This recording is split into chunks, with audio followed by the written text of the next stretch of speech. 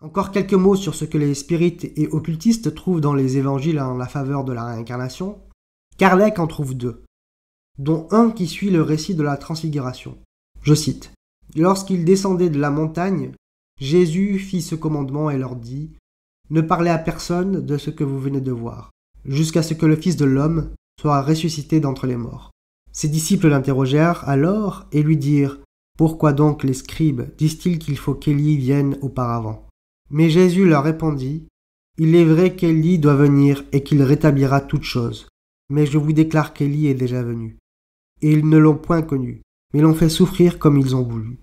C'est ainsi qu'ils feront mourir le Fils de l'homme. » Alors ses disciples comprirent que c'était de Jean-Baptiste qui le leur avait parlé. Et Kardec ajoute, je cite, « Puisque Jean-Baptiste était Élie, il y a donc eu réincarnation de l'esprit ou de l'âme d'Élie dans le corps de Jean-Baptiste. » Fin de citation. Pappus, de son côté, disait aussi, je cite, « Tout d'abord, les évangiles affirment sans embâche que Jean-Baptiste est Élie réincarné. Tout d'abord, les évangiles affirment sans embâche que Jean-Baptiste est Élie réincarné. C'était un mystère. Jean-Baptiste interrogé se tait, mais les autres savent. Il y a aussi cette parabole de l'aveugle de naissance puni pour ses péchés antérieurs, qui donne beaucoup à réfléchir. » Fin de citation. D'abord, il n'est pas expliqué dans ce texte de quelle façon Élie est déjà venu, et si l'on se dit que Élie n'était pas mort au sens ordinaire de ce mot, ça paraît difficile de parler de réincarnation. De plus, pourquoi Élie, à la transfiguration, ne s'était-il pas manifesté sous les traits de Jean-Baptiste ? Ensuite, Jean-Baptiste interrogé, il ne se tait pas comme le prétend Pappus dans l'évangile de saint Jean. Il nie au contraire formellement, je cite la Bible. Ils lui demandèrent : « Quoi donc ? Êtes-vous Élie ? » Et il leur dit : « Je ne le suis point. » Fin de citation. On peut rétorquer que cela prouve qu'il n'avait pas le souvenir de sa précédente existence.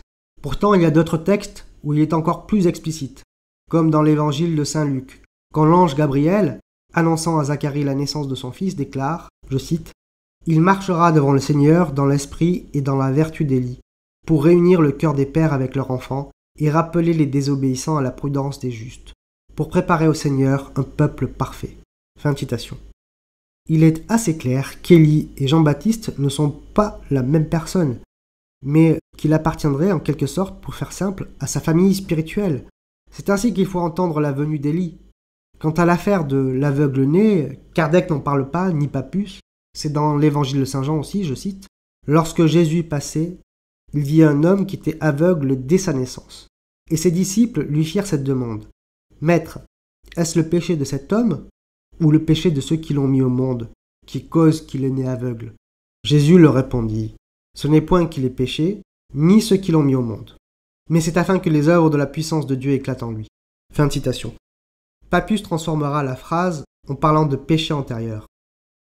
Quant au second texte de Kardec, c'est l'entretien entre Jésus et Nicodème. Pour contredire les réincarnationnistes, il suffit de lire l'extrait que l'on trouve aussi dans l'évangile de saint Jean et que je cite. « Si un homme ne naît de nouveau, il ne peut voir le royaume de Dieu. En vérité, je vous le dis, si un homme ne renaît de l'eau et de l'esprit, il ne peut entrer dans le royaume de Dieu. Ce qui est né de la chair est chair, et ce qui est né de l'esprit est esprit. Ne vous étonnez pas de ce que je vous ai dit, qu'il faut que vous naissiez de nouveau. » Fin de citation. Il faut être aussi bête qu'un spirit pour croire que la seconde naissance, c'est la réincarnation. D'ailleurs, cette conception de seconde naissance, qui est en réalité d'ordre spirituel, est en fait commune à toutes les doctrines traditionnelles d'Occident et d'Orient qui n'ont jamais enseigné de près ou de loin la réincarnation.